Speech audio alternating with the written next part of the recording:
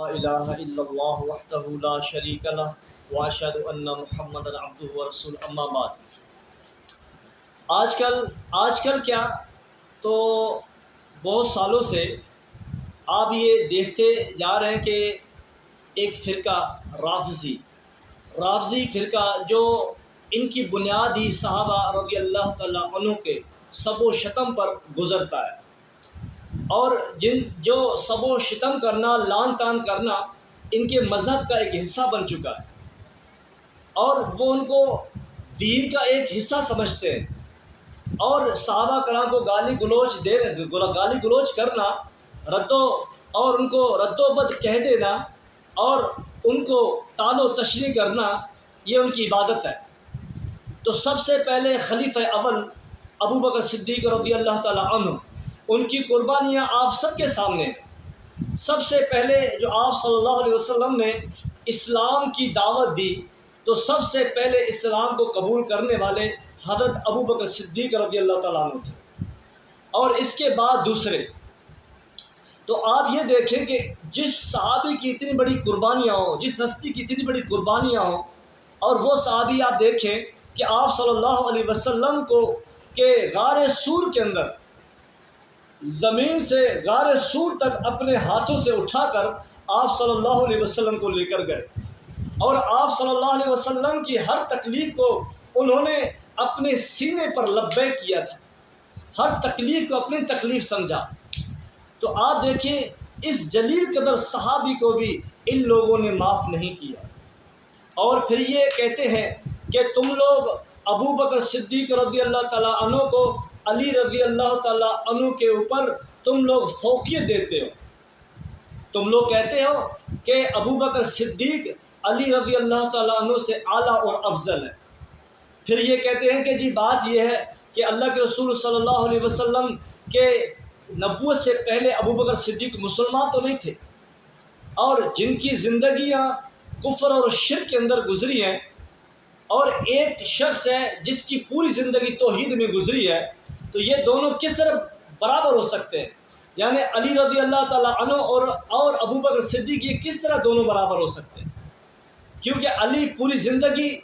وہ توحید پر انہوں نے گزاری ہے، ابو بکر صدیق رضی اللہ تعالیٰ عنہ نے پوری زندگی کفر میں گزاری ہے۔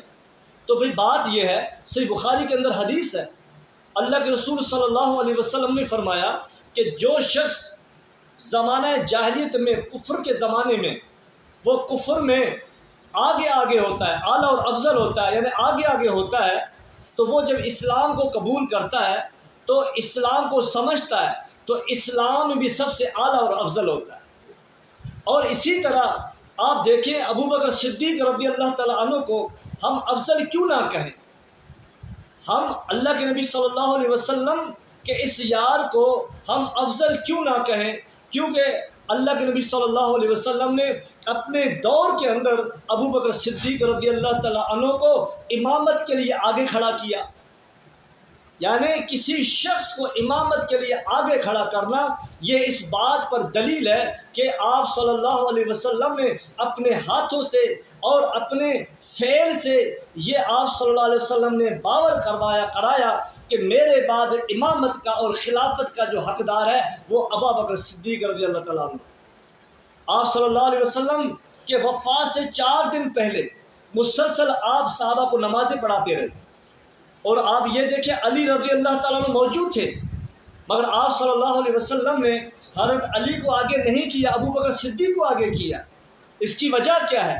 اس کی وجہ یہی ہے کہ آپ صلی اللہ علیہ وسلم کے نظروں میں ابو بکر صدیق رضی اللہ تعالیٰ عنہ سب سے اعلیٰ اور افضل تھے۔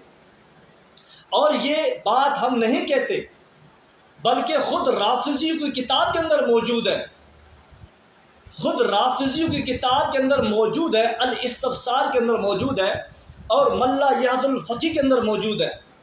وہ کہتے ہیں کہ علی رضی اللہ تعالیٰ عنہ سے وہ مروی کرتے ہیں، وہ بیان کرتے ہیں کہ علی رضی اللہ تعالیٰ عنہ سے وہ روایت کرتے ہیں کہ اللہ کے رسول صلی اللہ علیہ وسلم نے فرمایا کہ امام اس کو بنایا جائے جو رتبے میں بھی سب سے اعلیٰ اور افضل ہو، اور قرآن کے معاملے میں بھی سب سے اعلیٰ اور افضل ہو، اور ہر معاملے میں، علم کے معاملے میں بھی سب سے اعلیٰ اور افضل ہو۔ امامت اس کو بنایا، یعنی امامت کا حق اس کو دیا جائے، امام اس کو بنایا جائے، یہ خود ان کے کتاب کے اندر موجود ہے۔ تو آپ دیکھیں کہ آپ صلی اللہ علیہ وسلم کا ابو بکر صدیق کو آگے کر دینا، تو ان کے اصول کے مطابق ابو بکر صدیق رضی اللہ تعالیٰ عنہ علم میں بھی حضرت علی سے افضل تھے، اور ان کے فضیلت میں بھی علی رضی اللہ تعالیٰ عنہ سے افضل تھے، اس لیے تو آپ صلی اللہ علیہ وسلم نے ان کو آگے کر دیا۔ ہمارے ہاں تو یہ اصول ہے، اہل سنہ کے اندر، اہل سنت والجماعت کے اندر یہ اصول ہے کہ امام اس کو بنایا جائے جو قرآن سب سے، جس کو قرآن زیادہ یاد ہو۔ مگر آپ کے اندر، ان رافضیوں کے اندر یہ اصول ہے کہ امام اس کو بنایا جائے جو فضیلت میں بھی سب سے اعلیٰ اور افضل ہے۔ جب فضیلت میں بھی سب سے اعلیٰ اور افضل ہے تو آپ صلی اللہ علیہ وسلم کو علی رضی اللہ تعالیٰ کی موجودگی میں ابو بکر کو آگے کرنا، یہ اس بات پر یہ دلالت کرتی ہے کہ ابو بکر صدیق رضی اللہ تعالیٰ عنہ ہر معاملے میں علی رضی اللہ تعالیٰ عنہ اور صحابہ کے مقابلے میں اعلیٰ اور افضل تھے۔ وَأَقُولُ قَوْلِي هَذَا أَسْتَغْفِرُ اللَّهَ